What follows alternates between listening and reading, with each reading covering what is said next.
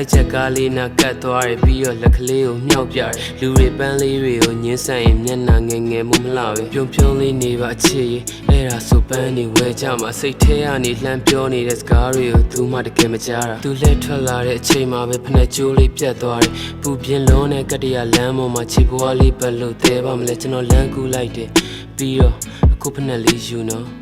ရတယ်ကိုစင်ပြေရဲ့စီးနော်ခေါင်းနဲ့လက်တွေကိုတစ်ခါခါနဲ့မှုအတင်းပေးလိုက်ရရဲ့လေနောက်တစ်နေ့မနက်မှာယာရန်လေးတွေကိုလက်နဲ့လုံးချစ်ပြီးလာတယ်ပခုံးလေးကိုတို့ပြီးတော့ပြန်ပေးတယ်ကိုမယူအောင်ညီမရဲ့မင်းသုံးပါလို့ဆိုတော့အိတ်ထက်တင်းထိုးထည့်ပြီးပြေးသွားတယ်နေ့တိုင်းတွေ့ဖြစ်တဲ့သူကအချစ်ရဲ့အထိပ္ပယ်ကိုမဖော်တတ်ဘူးပြီးတော့သူကစကားမပြောတတ်ဘူးမင်းအိမ်လေးကိုအနောက်ကလိုက်ခဲ့ခွင့်မတောင်းမိပဲဝါခင်တနီမိုးထားတဲ့အိမ်သေးလေးရှေ့ဆိုရင်ရောက်ပြီးတော့ပြဲနေတဲ့ကြော်ညာပိုစတာတွေကထားတာကိုကြီးမာကြီးကတိတ်ရိုးတယ်နော်တဲ့စိတ်ချပါကွာနောက်တစ်နေ့မှကျွန်တော်သူ့ကိုချစ်တယ်လို့ဖွင့်ပြောလိုက်တယ်ကလေးတွေပြောပေးထားလို့ထင်ပါတယ်သူကဒီအတိုင်းပဲပြီးတော့လက်ညှိုးနဲ့ချောင်းထောင်ပြတယ်ကလေးတွေကကိုကြီးကိုနှလားဆောင်လို့ပြောတာတဲ့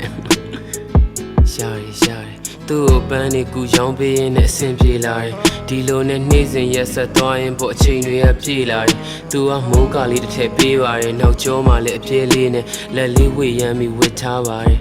အင်းမကလေးသူကစာလေးရေးပြီးယူခဲ့ရဗျာတဲပုံလေးဝိုင်းထားတယ်ပြီးတော့အောက်မှာ I love you တဲ့လောက်ကိုကာကြီးသက်လေးနဲ့ဖြူကလည်းဖောက်ထုတ်လေးနဲ့ပေါင်းထားရဗျာ